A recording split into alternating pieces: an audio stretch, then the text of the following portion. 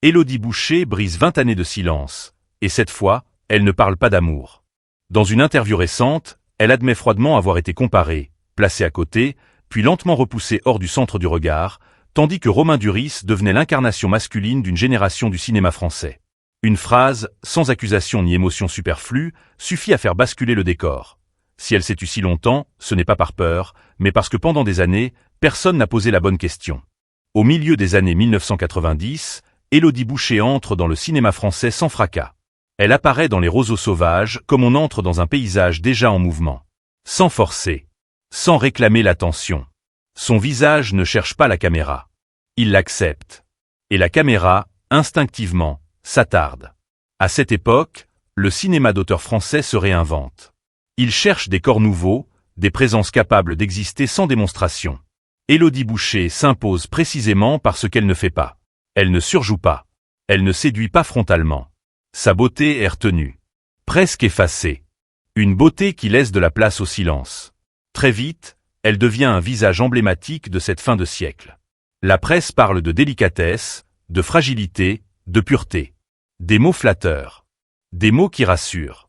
Lorsqu'elle reçoit le César du meilleur espoir féminin, tout semble déjà écrit. Une trajectoire s'ouvre. Une image se fige. Mais c'est aussi là que quelque chose se referme. Élodie Boucher est partout visible. Sur les affiches. Dans les magazines. Sur les écrans. On la regarde longuement. On commente son apparence. Son aura. Sa discrétion. Mais on ne l'interroge presque jamais sur ce qu'elle pense. Sa parole n'est pas attendue. Son silence, en revanche, est valorisé. Elle ne proteste pas. Elle ne corrige pas le récit. Elle habite cette place sans bruit, comme si se taire faisait partie du rôle. Dans un milieu où certains occupent l'espace par la voix, par l'assurance, par l'excès, elle existe autrement. Par le retrait. Par la nuance. Par une présence qui ne dérange pas l'équilibre. Les médias aiment cette posture. Une actrice qui ne revendique rien. Une femme qui ne perturbe pas le cadre. Facile à admirer.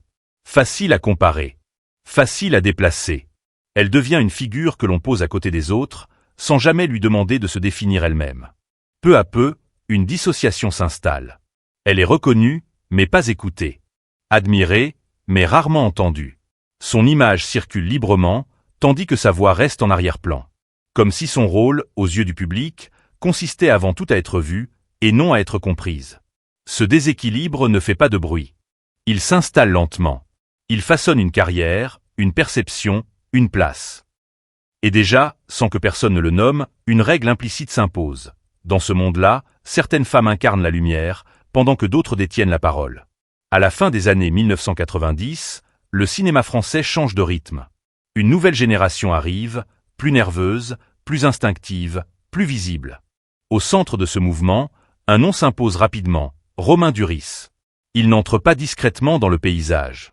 Il le traverse. Il occupe l'espace. Il incarne quelque chose de brut, de physique, de immédiatement lisible. Il ne s'agit pas d'une rencontre intime. Pas d'une histoire racontée à voix basse. Il s'agit d'une rencontre symbolique. Deux trajectoires qui se croisent dans le même champ, au même moment, sous le même regard public. Lui devient un corps central. Elle, une présence latérale. Non par choix personnel, mais par la manière dont le système distribue les rôles. Romain Duris apparaît comme la figure masculine évidente de sa génération. La presse le désigne. Le public s'y attache. Il représente l'énergie, le mouvement, le désir. Son jeu est commenté. Ses silences sont interprétés. Sa parole est attendue. Il incarne une liberté que le cinéma français cherche alors à montrer. Élodie Boucher, elle, est déjà là. Mais autrement. Elle appartient en même temps, sans occuper la même place. Là où lui est projetée vers l'avant, elle est maintenue dans une forme de continuité discrète. On les associe parfois. On les compare souvent. Sans qu'elle ne l'ait demandé. Sans qu'elle ne puisse intervenir dans ce récit. La comparaison s'installe sans bruit. Elle n'est jamais formulée comme un affrontement. Elle agit plus subtilement. Lui est décrit comme central. Elle comme complémentaire. Lui comme moteur. Elle comme présence sensible. Les mots ne sont pas violents. Mais leur effet est durable. Dans ce jeu de miroir imposé, Élodie Boucher devient une figure que l'on place à côté. À côté d'un film. À côté d'un acteur. À côté d'une époque. Sa singularité se dilue dans le cadre. Non parce qu'elle disparaît, mais parce que le regard collectif se déplace ailleurs. Il n'y a pas de conflit ouvert. Pas de rivalité déclarée. Seulement une mécanique. Une logique de visibilité. Une hiérarchie silencieuse qui s'installe et se reproduit. Dans les interviews, on parle de lui pour expliquer une génération. D'elle pour illustrer une sensibilité. Cette asymétrie n'est jamais explicitée. Elle est acceptée comme naturelle. Comme allant de soi. Lui avance porté par le récit collectif. Elle continue, mais à distance du centre. Avec élégance. Avec retenue. Avec une forme de loyauté envers le cinéma qu'il a révélé. C'est là que se joue quelque chose de plus profond qu'une simple question de carrière. Ce n'est pas l'histoire d'un homme qui prend trop de place. C'est celle d'un système qui décide qui peut l'occuper. Et qui peut rester en périphérie sans protester. Élodie Boucher ne conteste pas cette place. Elle la traverse. Elle la travaille de l'intérieur. Mais elle en ressent le poids. Être comparée sans être consultée. Être associée sans être entendue. Être présente dans l'image, mais absente du récit. Avec le temps, cette expérience devient une forme d'apprentissage silencieux. Elle comprend que certaines figures sont autorisées à représenter une époque. D'autres à l'accompagner. Et que ce partage ne dépend pas seulement du talent, mais du regard que l'on choisit de poser. Ce n'est pas une blessure spectaculaire. C'est une lente mise à distance. Une manière d'entrer dans l'ombre sans jamais quitter complètement la lumière. Une coexistence imposée, où l'un devient symbole et l'autre conscience silencieuse. Au début des années 2000, tout semble encore possible. Le cinéma français avance avec confiance. Les films circulent. Les festivals applaudissent. Les visages deviennent familiers. Dans ce paysage en mouvement, Élodie Boucher continue d'exister sans heurts. Elle travaille. Elle choisit. Elle avance à son rythme. C'est une période de lumière douce. Pas celle des projecteurs agressifs, mais celle d'une reconnaissance tranquille. Elle enchaîne les rôles avec une cohérence rare.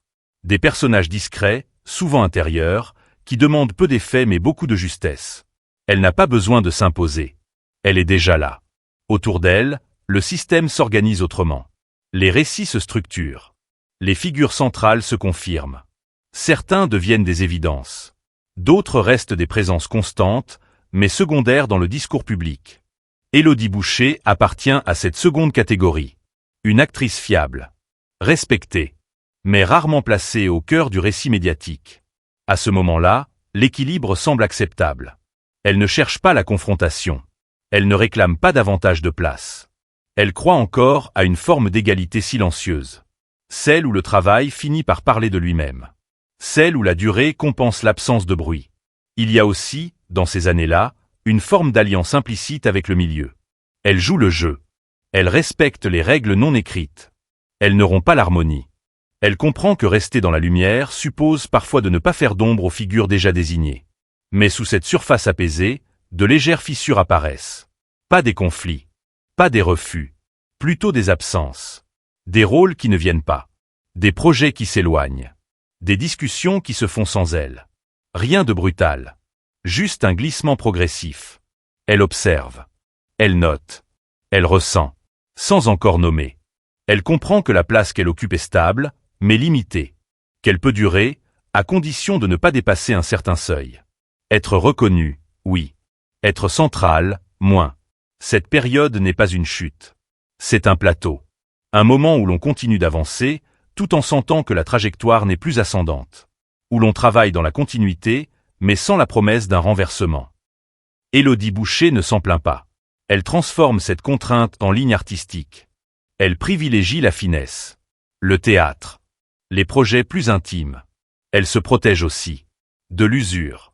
De la comparaison permanente. Du regard qui classe. À l'extérieur, tout semble cohérent. Une carrière maîtrisée. Une actrice respectée. À l'intérieur, une question commence à se former. Discrète. Persistante. Jusqu'où peut-on rester fidèle à soi-même dans un système qui décide ailleurs de la hiérarchie des voix? Cette question ne produit pas encore de rupture. Elle s'installe. Elle attend. Comme une lumière trop faible pour être vue, mais trop présente pour être ignorée. Il n'y a pas de date précise. Pas de chute brutale. Seulement une sensation qui s'installe. Celle de ne plus être attendue là où elle se tenait autrefois sans effort. Les scénarios arrivent différemment. Moins nombreux. Plus étroits. Des rôles qui demandent de soutenir, d'accompagner, de faire exister les autres. Rarement de porter. Ce glissement est silencieux. Il ne s'explique pas par un échec. Elle n'a pas déçu. Elle n'a pas disparu. Elle travaille encore. Mais le centre s'est déplacé. Ailleurs. Vers d'autres corps. D'autres voix. D'autres figures que l'époque choisit de mettre en avant. Dans ce mouvement, une forme de contrôle apparaît. Pas un contrôle direct. Personne ne lui dit non frontalement. On lui propose simplement autre chose. Des rôles plus sages. Plus courts. Plus discrets. Comme si la marge devenait sa place naturelle. Comme si la centralité n'était plus pour elle. Ce qui use le plus, ce n'est pas l'absence de lumière. C'est l'impression d'être progressivement effacé du récit commun. D'être là sans être compté. D'exister sans peser. Le cinéma continue sans elle au centre, et personne ne semble s'en étonner. Elle observe la mécanique. Elle voit comment certaines trajectoires sont protégées, entretenues, comment d'autres s'amenuisent sans jamais être officiellement interrompues. Rien n'est violent. Tout est feutré. Et précisément pour cela, tout est plus difficile à contester. À force d'être comparée, elle cesse de se comparer. À force d'être placée à côté, elle s'habitue à ne plus être devant. Cette adaptation n'est pas une faiblesse. C'est une stratégie de survie. Mais elle a un coût. Un coût intérieur. Peu à peu, une fatigue s'installe. Pas celle du travail. Celle de devoir constamment ajuster sa présence. Ne pas trop demander. Ne pas trop attendre. Accepter ce qui vient, sans se projeter trop loin. Elle comprend que le système ne lui est pas hostile. Il est simplement indifférent. Cette indifférence est plus corrosive que le rejet. Elle ne provoque pas de colère spectaculaire. Elle ronge. Elle fait douter. Elle pousse à l'autoréduction. À se demander si l'on n'a pas soi-même choisi cette place, par excès de discrétion, par refus du conflit. Elle se pose la question sans complaisance. A-t-elle trop accepté? A-t-elle confondu élégance et effacement? Le silence qui la protégeait autrefois devient une zone grise. Une zone où l'on peut facilement disparaître. À l'extérieur, l'image reste intacte. Une actrice respectée. Une carrière cohérente. À l'intérieur, une tension permanente. Continuer ainsi, ou rompre quelque chose. Mais quoi, exactement? Il n'y a pas d'adversaire identifiable. Pas de porte à claquer. Alors elle endure. Elle transforme. Elle déplace son centre de gravité. Vers le théâtre. Vers des projets plus intimes. Vers une autre temporalité. Elle refuse de courir après une reconnaissance qui se donne ailleurs. Ce choix est à la fois une protection et une perte. Elle gagne en liberté. Elle perd en visibilité. Elle accepte cette contradiction sans la dramatiser. Mais la trace demeure. Une conscience aiguë de ce qui lui a été retiré sans jamais être nommé. Ce n'est pas une chute spectaculaire. C'est une érosion lente. Une manière de sortir du champ sans quitter complètement la scène. De rester présente, tout en étant progressivement reléguée hors du cœur battant du récit. Et c'est précisément cette expérience-là qui, des années plus tard, donnera un sens nouveau à ces mots. Parce qu'on ne parle jamais vraiment de ce que l'on perd sur le moment. On en parle quand on a compris comment cela s'est produit. Il n'y a pas de scandale. Pas de phrase choc. Pas de rupture annoncée. Le point de bascule arrive comme arrivent les décisions irréversibles, dans le calme. Un moment précis où quelque chose cesse d'être négociable à l'intérieur. Ce n'est pas un refus de rôle en particulier. Ce n'est pas une humiliation publique. C'est une accumulation devenue trop lourde. Une invitation qui n'arrive pas. Une discussion menée sans elle. Un projet qui se monte ailleurs. Et soudain, une évidence. Continuer ainsi reviendrait à accepter une place qui ne lui correspond plus. Ce jour-là, rien ne se voit. Elle continue de travailler. De répondre. De se présenter. Mais intérieurement, un seuil est franchi. Elle comprend qu'elle ne se battra pas pour revenir au centre. Qu'elle ne réclamera pas ce que le système ne veut plus lui donner spontanément. Non par orgueil. Par lucidité.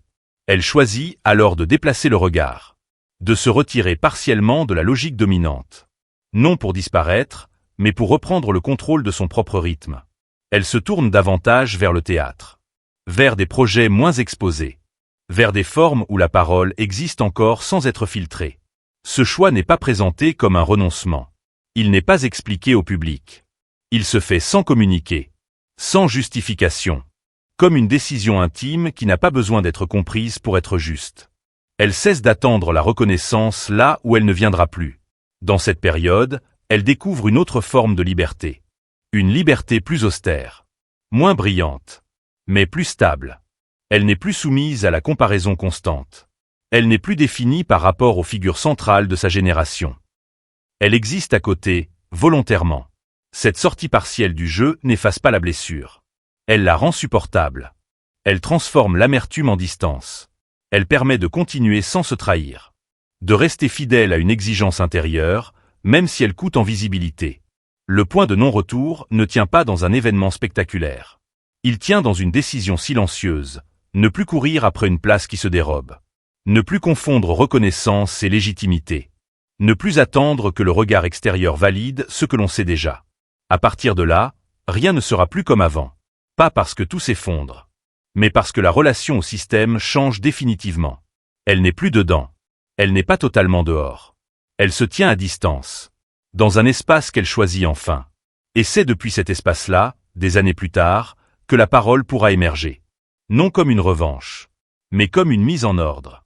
Une manière de nommer ce qui, jusque-là, n'avait jamais été formulé. La parole arrive tard. Non par calcul. Par maturité.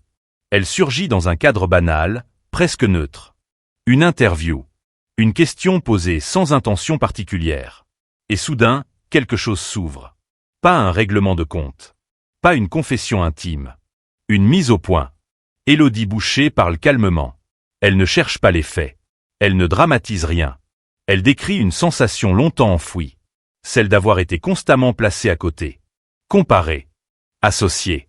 Puis doucement déplacée hors du centre du regard. Elle évoque une époque. Une génération. Un climat. Et, au détour d'une phrase, elle cite un nom devenu emblématique. Non pour l'attaquer. Pour situer. Ce qu'elle dit surprend par sa sobriété. Elle ne raconte pas une injustice flagrante. Elle décrit un déséquilibre structurel. Une manière dont certaines figures deviennent des évidences, pendant que d'autres, tout aussi présentes, sont reléguées à un rôle d'arrière-plan. Elle parle d'un ressenti. D'une lucidité acquise avec le temps. La force de ces mots tient précisément à ce qu'ils ne cherchent pas à convaincre. Elle ne demande pas réparation. Elle n'exige rien. Elle constate. Et cette neutralité des armes. Parce qu'elle révèle une réalité que beaucoup reconnaissent sans jamais l'avoir formulée. La réaction est immédiate. Pas de scandale. Pas de polémique violente. Mais une onde. Des articles qui reprennent ces phrases. Des commentaires qui s'interrogent. Des femmes, surtout, qui se reconnaissent. Pas nécessairement dans son parcours, mais dans le mécanisme qu'elle décrit. Elle précise. Elle insiste. Ce n'était pas une affaire personnelle. Ce n'était pas une rivalité. C'était une question de place. De visibilité. De narration collective. Elle explique qu'elle n'a pas parlé plus tôt parce qu'elle n'en avait pas encore les mots. Parce que, longtemps, elle a cru que le silence était une forme de dignité. Aujourd'hui, ce silence n'est plus nécessaire. Elle n'a plus rien à protéger. Ni une image, ni une position. Elle parle depuis un endroit stable. Détachée. Elle ne cherche pas à réécrire le passé. Elle le nomme, simplement. Ce moment n'est pas une rupture. C'est une clarification. Une façon de reprendre possession de son histoire. De dire que l'on peut être présente sans être centrale. Talentueuse sans être célébrée. Et que le reconnaître, enfin, n'est ni une plainte ni une faiblesse. C'est un geste de survie tardif. Mais lucide. Et profondément libre. Après la parole, il n'y a pas de triomphe. Pas de retour spectaculaire. Il y a autre chose. Une forme de paix. Élodie Boucher avance désormais hors des attentes qui l'ont longtemps définie. Elle choisit ses projets avec lenteur. Elle privilégie les textes, les scènes, les personnages qui ne cherchent pas à prouver, mais à exister. La lumière qui l'entoure est différente. Moins directe. Moins bruyante. Elle éclaire sans aveugler. Dans cette clarté nouvelle, elle n'a plus besoin de se situer par rapport à une génération, à un symbole, à une hiérarchie. Elle n'est plus comparée. Elle se suffit. Ce qu'elle a gagné n'est pas une place retrouvée au centre. C'est une souveraineté intérieure. Le droit de nommer son parcours sans demander l'autorisation.